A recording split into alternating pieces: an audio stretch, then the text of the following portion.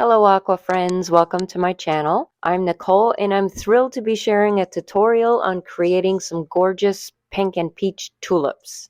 But before we dive into this tutorial, make sure you hit that subscribe button. If you're looking to improve your watercolor skills and save time learning, I upload long form content every week to guide you through the process. And I even post YouTube shorts with some fun tips and tricks to try. So don't be a stranger and join the party. For this tutorial, I'm using a reference photo from MorgueFiles. It's a site similar to Pixabay or Unsplash, but with a much cooler name. And I've modified the composition a bit to make sure the spotlight is on 3 main tulips, while the rest of the painting fades into a soft and dreamy background. To create clean, sharp edges, I'm using contact adhesive paper to mask out the main tulips. This is so much easier and less clumsy than using masking fluid.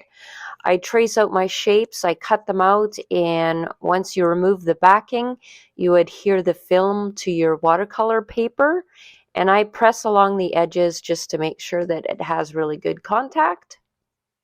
And for the stems, I do use masking fluid. I have this masking fluid brush that has this rubber tip on one end and a brush on the other, kind of like a Swiss Army knife of watercolor brushes. Unfortunately, I can't recall where I got this brush from, but Amazon does sell rubber tip nibs for masking fluid application. So I will tag some of these products in the description of the video.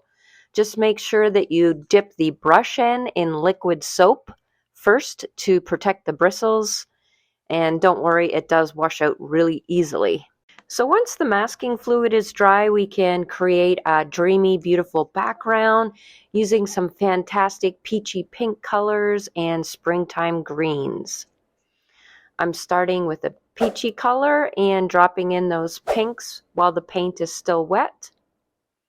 I'm using leaf green, sap green, gold green, bright rose, and ochre pink. And I do mix the pinks with some iso yellow deep. That creates my beautiful peachy hue. And I'm just going around and building up these colors around the paper.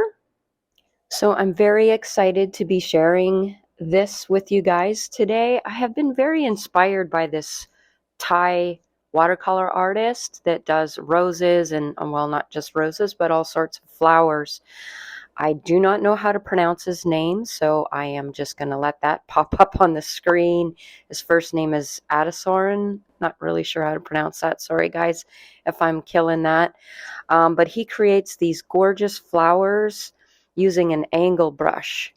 And he uses a negative painting technique to define the petals. This technique is really not that well known, so I started to play around with an angle brush myself. Just solely using this in a negative painting way is not the way my brain works, unfortunately. But I have been playing around with this and taking some of those principles and expanding upon them, using them in my own way.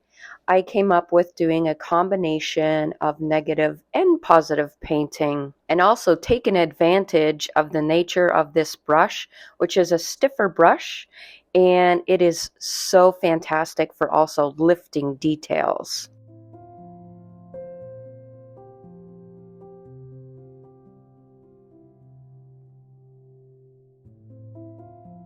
Once you're happy with the amount of pigment that you have on the background, add in your stems and let the whole thing dry. For the second layer, I removed the adhesive mask for the tulips, and I'm starting with a very watery mixture of a peachy color using my angle brush. And using my pink in a positive painting manner to add some of these petals. And I make sure that everything stays nice and wet. The whole technique relies on you painting wet on wet. So if your petal is starting to dry, just lightly re-wet the area. You don't want it sopping wet. There is a bit of a timing that you have to get right in order to get those soft gradation effects. But while it's still wet, you pick up a thicker consistency of paint, and then you're going to go along the edge of the petal to define the petal. That's the negative painting part of this technique.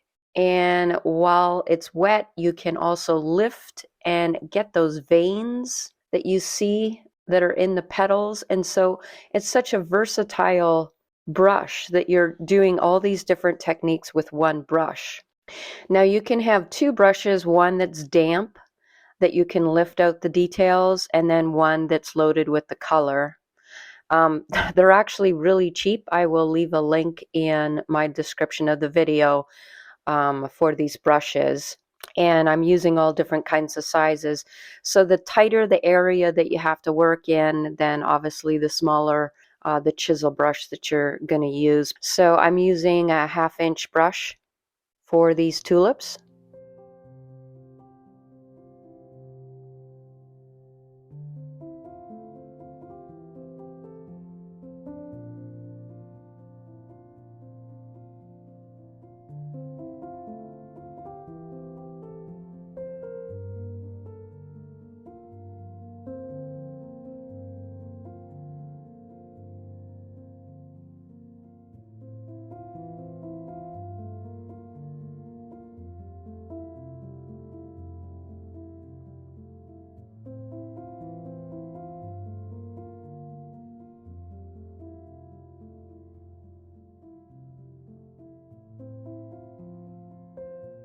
So I'm starting off these flowers with the lightest peachy color and coming in with the pinks.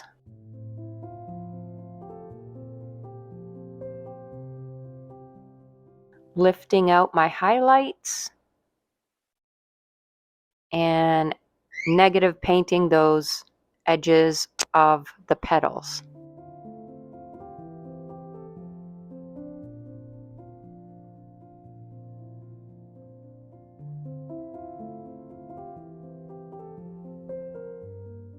Adding in my stems using a mixture of sap green and leaf green. Now for some final details in the darkest areas, I'm using a detail brush.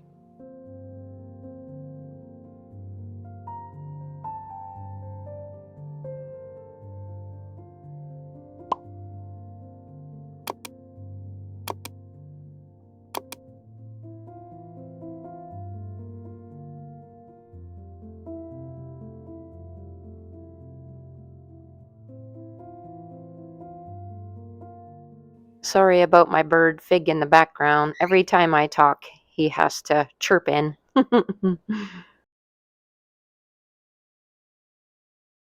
So for some final details, I'm just darkening up some of these stems.